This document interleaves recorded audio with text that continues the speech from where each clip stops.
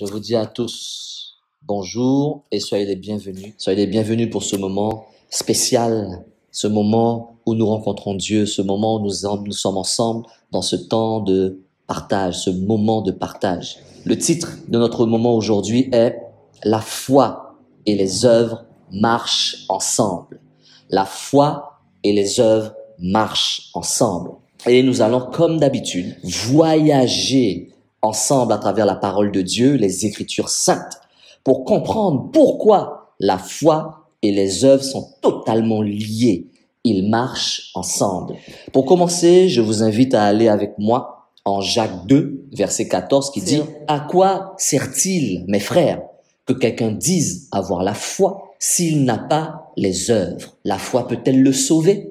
Voilà une bonne question que nous pose l'apôtre Jacques, en Jacques 2, verset 14, le petit frère de Jésus-Christ. Ils ont la même maman. Et l'apôtre Jacques nous pose cette question. À quoi sert-il, mes frères, que quelqu'un dise avoir la foi s'il n'a pas les œuvres? La foi peut-elle le sauver?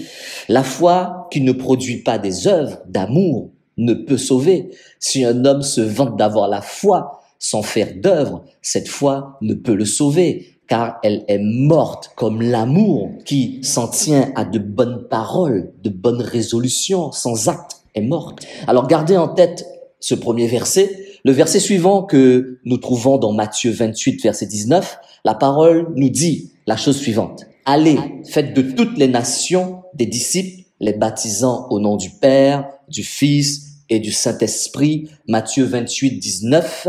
Là encore, c'est Jésus-Christ qui nous exhorte à exprimer notre foi en allant faire des disciples. Ce sont des actes, ce sont des œuvres que nous pouvons aussitôt, après notre conversion. Tu n'as pas besoin d'avoir 10 ans de conversion. Tu n'as pas besoin d'avoir 50 ans de conversion. Tu peux commencer à l'école, tu peux commencer à l'université, tu peux commencer à ton travail. Quels que soient les gens que nous côtoyons, ils doivent voir et entendre le changement dans notre vie. Connaissez-vous des gens qui disent « Je suis un joueur de basketball, mais je ne pratique pas ». Et cela, dans tous les sports, tu t'imagines cela, un sportif qui ne montrerait aucun signe extérieur de ce qu'il vous dit, de ce qu'il te dit. Il est basketteur, mais ne sait pas tenir un ballon de basket. Il est footballeur, il ne sait même pas faire 2 jonglages. Connaissez-vous quelqu'un qui dirait volontiers aussi « Je crois en Dieu et je sais qu'il existe. Lui, le seul vrai Dieu,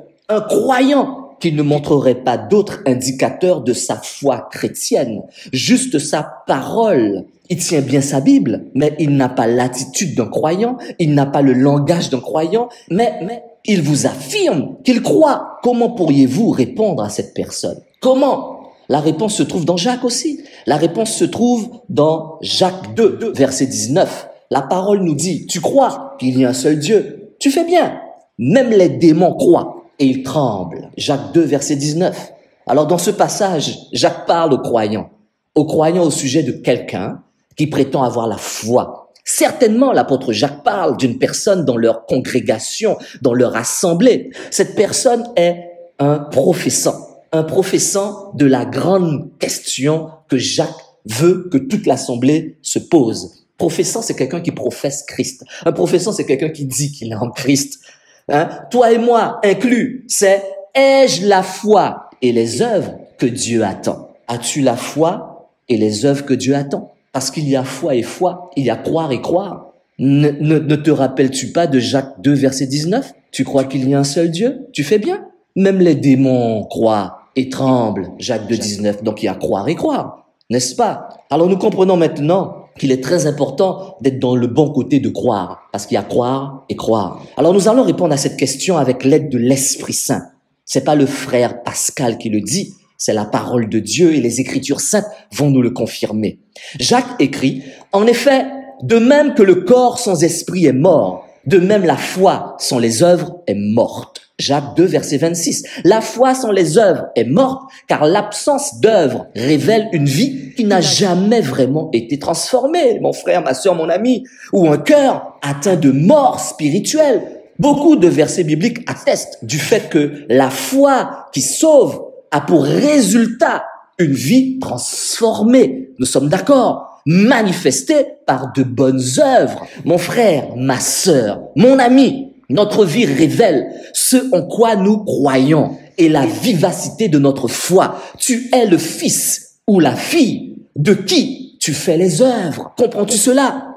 Il est écrit, je dis ce que j'ai vu chez mon père.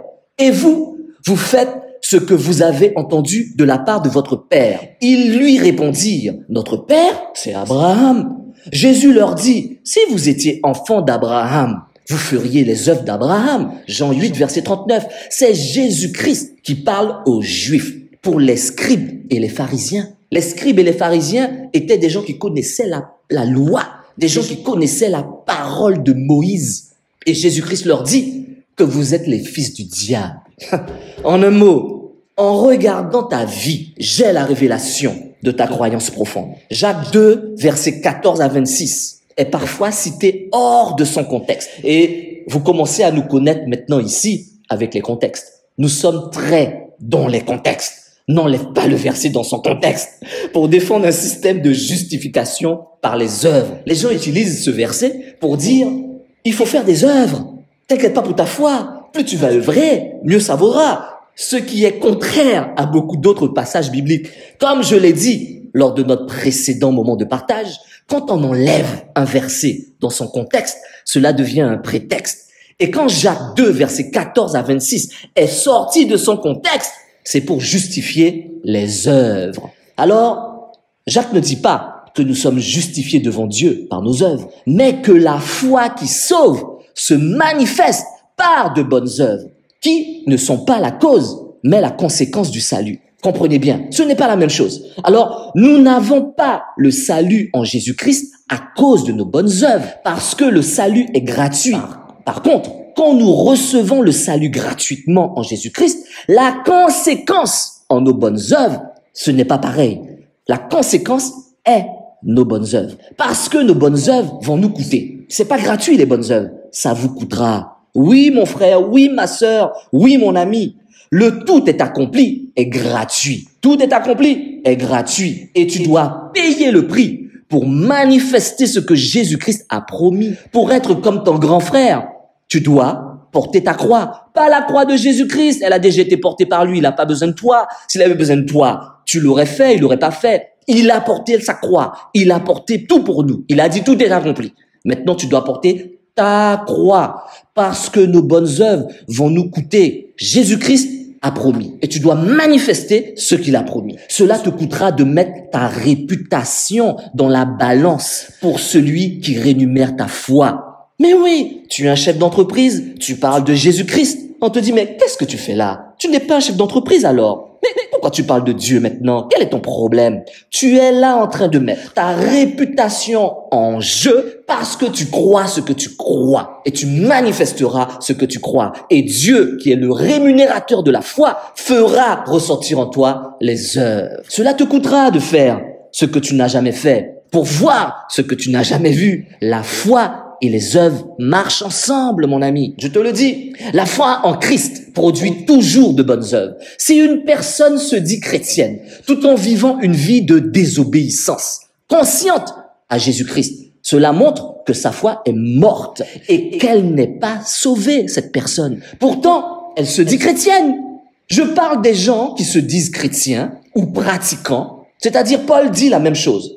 Regarde, ne savez-vous pas que les injustes n'hériteront pas du royaume de Dieu? Ne vous y trompez pas, ni ceux qui vivent dans l'immoralité sexuelle et qui se disent chrétiens, ni les idolâtres, ni les adultères, ni les travestis, ni les homosexuels, ni les voleurs, ni les hommes toujours désireux de posséder plus, les hommes et les femmes, ni les ivrognes, ni les calomniateurs, ni les exploiteurs. Ceux qui se disent encore chrétiens n'hériteront du royaume de Dieu. Jamais. 1 Corinthiens 6, versets 9 à 10. Tout comme Paul, Jacques met en opposition la foi morte et la foi authentique qui sauve. La Bible explique la Bible. Elle ne se contredit pas. Elle ne se contredit jamais. Il y a beaucoup de gens qui se disent chrétiens alors que leur vie et leur priorité démontrent le contraire. Voici ce qu'en dit Jésus-Christ, notre grand frère, ton grand frère, mon grand frère, écoute ce que ton grand frère dit. Vous les reconnaîtrez à leurs fruits. Cueille-t-on des raisins sur des ronces ou des figues sur des chardons? Tout bon arbre produit de bons fruits, mais le mauvais arbre produit de mauvais fruits. Un bon arbre ne peut pas porter de mauvais fruits, ni un mauvais arbre porter de bons fruits. Tout arbre qui ne produit pas de bons fruits est coupé et jeté au feu. C'est donc à leurs fruits que vous les reconnaîtrez. Ceux qui me disent « Seigneur, Seigneur », n'entreront pas tous dans le royaume des cieux, mais seulement celui qui fait la volonté de mon Père céleste. Beaucoup me diront ce jour-là, « Seigneur, Seigneur, n'avons-nous pas prophétisé en ton nom ?» Il y aura des prophètes qui n'entreront pas dans le royaume, et des bons prophètes qui ont fait de bonnes prophéties. N'avons-nous pas chassé des démons en ton nom? Il y aura des gens qui ont sauvé des gens, qui ont guéri des malades. Ils ne rentreront pas. N'avons-nous pas fait beaucoup de miracles en ton nom? Alors je leur dirai ouvertement, devant tout le monde, publiquement, la honte, mon frère, ma soeur, mon ami, je ne vous ai jamais connu. Éloignez-vous de moi, vous qui commettez le mal. Matthieu 7, versets 16 à 23. Relis-le, réécoute la vidéo. Le message de Jésus-Christ est identique à celui de Jacques, son petit frère. Ils ont la même maman. Et Jacques a accepté Jésus-Christ, son grand frère, comme sauveur et seigneur. C'est magnifique ça, comme toi et moi. L'obéissance à Dieu est le sceau de la foi qui sauve. Et tu obéis comment? En agissant et en faisant ce que Jésus-Christ a dit de faire. Jacques cite les exemples d'Abraham et de Rahab pour illustrer l'obéissance qui accompagne le salut. Notre ancêtre Abraham n'a-t-il pas été considéré comme juste sur la base de ses actes, c'est-à-dire de ses œuvres, lorsqu'il a offert son fils Isaac sur l'autel? Tu vois bien que sa foi agissait avec ses œuvres et que par les œuvres de sa foi a été menée à la perfection. Ainsi s'est accompli ce que dit l'Écriture. Abraham eut confiance en Dieu et cela lui fut compté comme justice. Il a été appelé ami de Dieu. Vous voyez donc que l'homme est déclaré juste sur la base de ses actes et pas seulement de la foi. La foi et les œuvres marchent ensemble. Rahab, la prostituée, n'a-t-elle pas de la même manière été considérée comme juste sur la base de ses actes lorsqu'elle a accueilli les messagers et les a fait partir par un autre chemin? En effet, de même que le corps sans esprit est mort, de même la foi sans les œuvres est morte. Ce n'est pas le frère Pascal qui le dit. Tu trouves ça dans Jacques 2, versets 21 à 26. Se contenter d'affirmer notre foi en Jésus-Christ ne nous sauvera pas. Pas plus que d'aller au culte régulièrement. Excuse-moi de te choquer, mon frère. Non, je t'assure. Quand tu vas à l'église, tout simplement, cela ne te sauve pas. Nous sommes sauvés par l'œuvre de l'Esprit Saint qui régénère nos cœurs. Ce changement se manifeste immanquablement par des actes d'une vie de foi et d'obéissance continuelle à Dieu. Montre-moi tes actes, montre-moi tes œuvres et je vais voir effectivement si tu as la foi. Parce que la foi est invisible, mais les œuvres sont visibles. Où sont tes œuvres? N'attends pas d'être à l'église pour œuvrer. Tu dois œuvrer à l'extérieur de l'église. C'est là qu'on doit te voir. Tu as honte de Dieu? Il aura honte de toi aussi. T'inquiète. Tout le monde te connaît dans l'église, ça va bien. Oui, tu es reconnu. Mais à l'extérieur, on te connaît comment? Une idée erronée du rapport entre la foi et les œuvres émane d'une mauvaise compréhension de l'enseignement biblique relatif au salut. Il y a deux erreurs possibles à ce sujet. Et je veux que tu me suives, mon frère, ma soeur, mon ami. La première erreur est de penser que toute personne qui, à un moment donné de sa vie, a fait une certaine prière ou affirmé qu'elle croyait en Jésus-Christ sera sauvée quoi qu'il arrive. Je dis bien, hein? Quoi qu'il arrive, il sera sauvé. Non, soyons sérieux.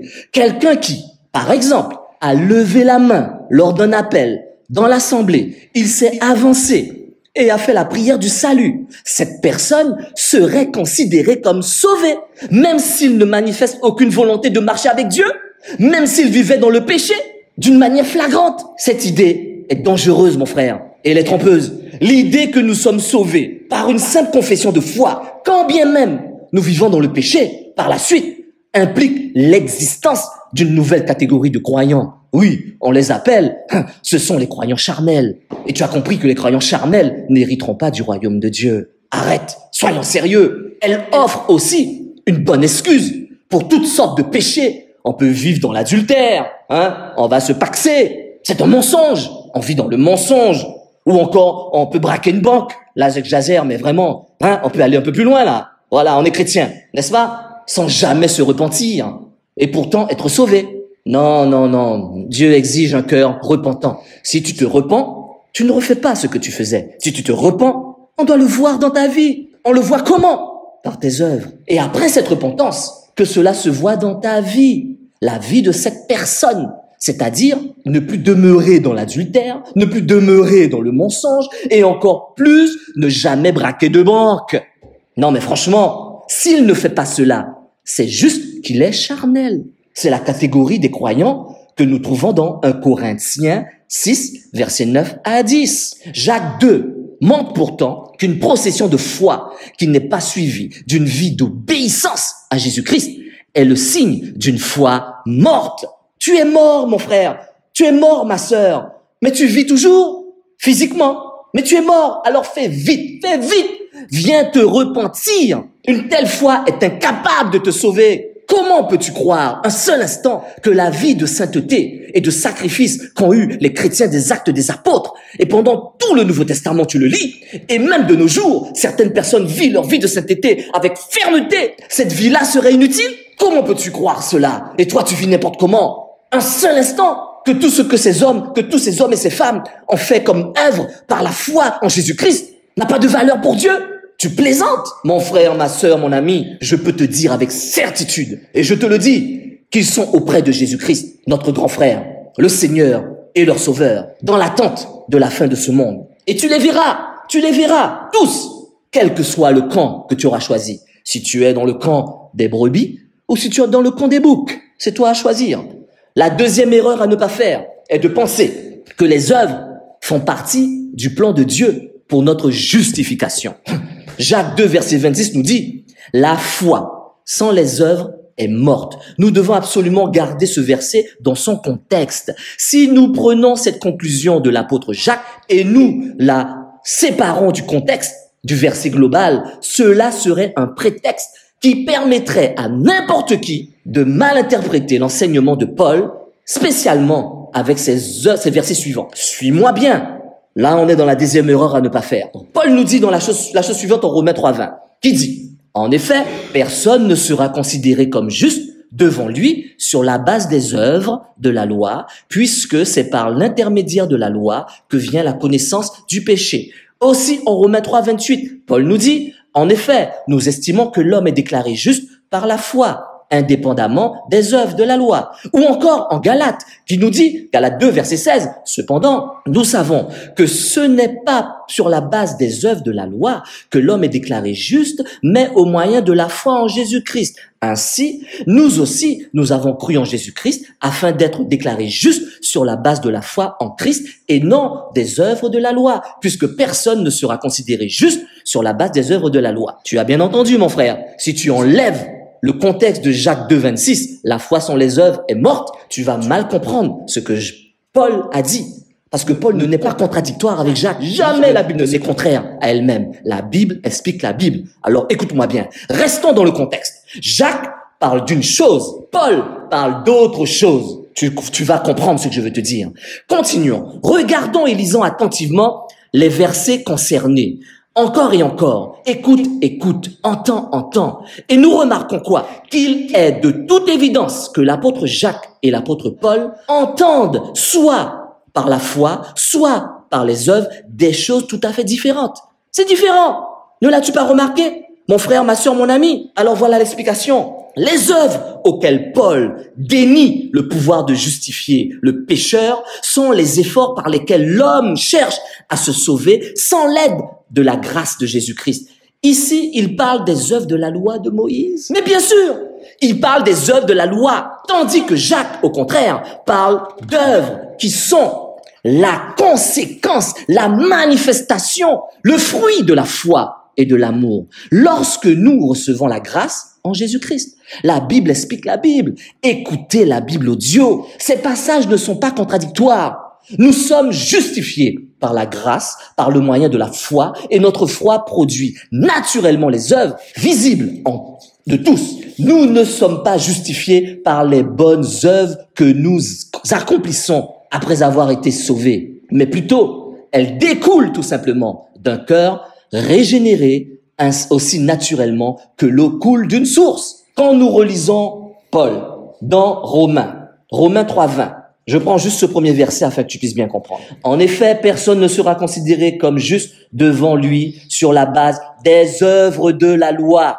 puisque c'est par l'intermédiaire de la loi de Moïse, que vient la connaissance du péché. Donc, Paul ne contredit pas Jacques. Jamais. Notre salut est un acte souverain de Dieu, par lequel un pécheur perdu est purifié par le bain de la nouvelle naissance et renouvelé par le Saint-Esprit. Nous trouvons ça dans Tite 3, verset 5. Par cet acte, il naît de nouveau.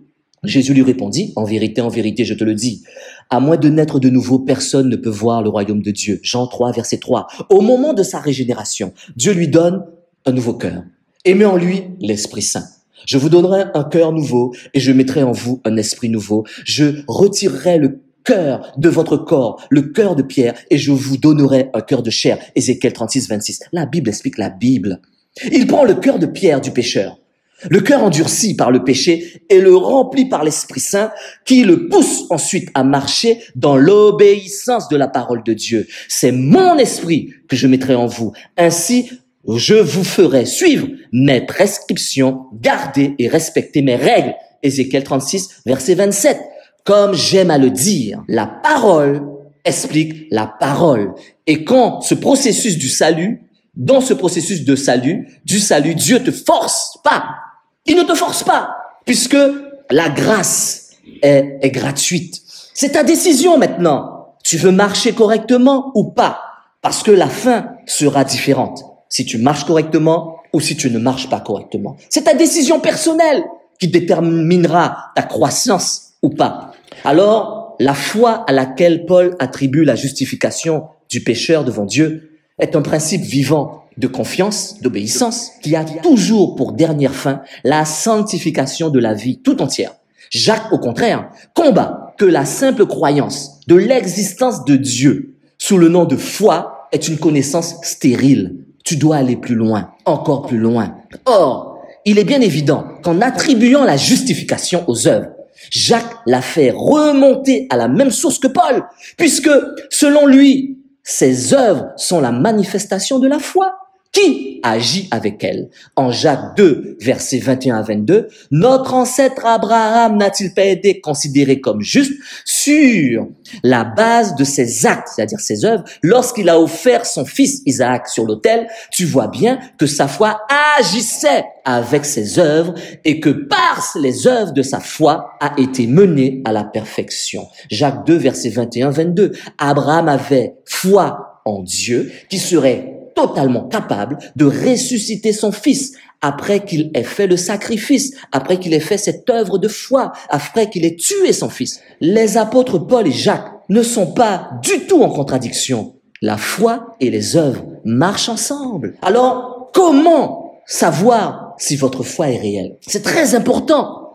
Si nous professons la foi en Jésus-Christ, Jacques 2, versets 14 à 26, devrait avoir un des deux effets suivants. Premier effet, il devrait confirmer la validité de notre foi et nous éperonner, nous aiguillonner, nous stimuler pour faire de bonnes œuvres. Ça, c'est le premier effet. Le deuxième effet, il devrait nous faire réaliser que notre profession de foi est fausse. Comment? Parce que cela doit se voir. Ta foi en Jésus-Christ a-t-elle changé la façon dont tu interagis avec ton prochain et dont tu l'aimes? Ou es-tu enclin à faire du bien aux autres seulement quand tu en tires un bénéfice? Ça, c'est le deuxième effet. Voilà pourquoi la foi sans les œuvres est morte. Alors tu me suis, mon frère, ma sœur, mon ami. Car la foi sans les œuvres est morte parce qu'elle révèle un cœur qui n'a pas vraiment été transformé par Dieu. Si nous avons été régénérés par le Saint-Esprit, cette transformation doit se manifester dans notre vie. Nos œuvres se caractérisent par notre obéissance à Dieu. Notre foi invisible se manifestera par les fruits visibles de l'esprit dans notre vie. Mais le fruit de l'esprit, c'est l'amour, la joie, la paix, la patience, la bonté, la bienveillance, la foi, la douceur, la maîtrise de soi. Galates 5, 22. Les chrétiens appartiennent à Christ, le bon berger. En tant que brebis, nous entendons sa voix et le suivons. Jacques 10, versets 26 à 30. La foi sans les œuvres est morte parce que notre foi fait de nous une nouvelle créature qui ne peut plus reproduire les mêmes modèles comportementaux pécheurs comme avant. Paul a écrit en 2 Corinthiens 5, verset 17, « Si quelqu'un est en Christ, il est une nouvelle créature. Les choses anciennes sont passées. Voici toutes choses sont devenues nouvelles. » Tu ne peux pas, mon frère, ma sœur, faire les mêmes erreurs que tu faisais avant. Impossible, sinon ta foi est morte. La foi sans les œuvres est morte parce qu'elle émane d'un cœur non régénéré par Dieu. Les confessions de foi vides de sens. Tu peux être debout devant l'assemblée, dire je crois en Dieu, je le reçois comme Seigneur et Sauveur, mais que tu n'as pas les actes, tu es mort intérieurement. Parler et répéter sans comprendre ne peuvent transformer nos vies. Jésus-Christ lui-même dira à tous ceux qui font procession de lui appartenir, mais qui n'ont pas son esprit, beaucoup me diront ce jour-là, Seigneur, Seigneur, n'avons-nous pas prophétisé en ton nom? N'avons-nous pas chassé des démons en ton nom? N'avons-nous pas fait beaucoup de miracles en ton nom? Alors je leur dirai ouvertement, je ne vous ai jamais connu. Éloignez-vous de moi, vous qui commettez le mal. C'est pourquoi toute personne qui entend ces paroles que je dis pratiquer c'est quoi? C'est œuvrer par la parole. Je les comparerai à un homme prudent, tu vois, qui en construit sa maison sur le rocher. La pluie est tombée, le torrent est venu, les vents ont soufflé et se sont déchaînés contre cette maison. Elle n'est pas écroulée parce qu'elle était fondée sur le rocher. Et c'est pourquoi cette personne qui entend la parole de Jésus-Christ et la met en pratique est sur le rocher.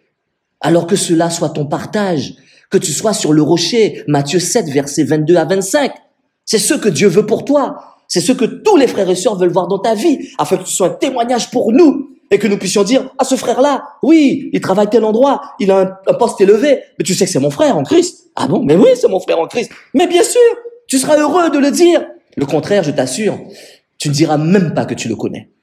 Mon frère, ma sœur, mon ami, nous devons tout faire pour que nos œuvres nous suivent dans l'éternité. Il est écrit, et cela c'est pour terminer. Et j'entendis du ciel une voix qui disait, écrit, heureux dès à présent les morts qui meurent dans le Seigneur.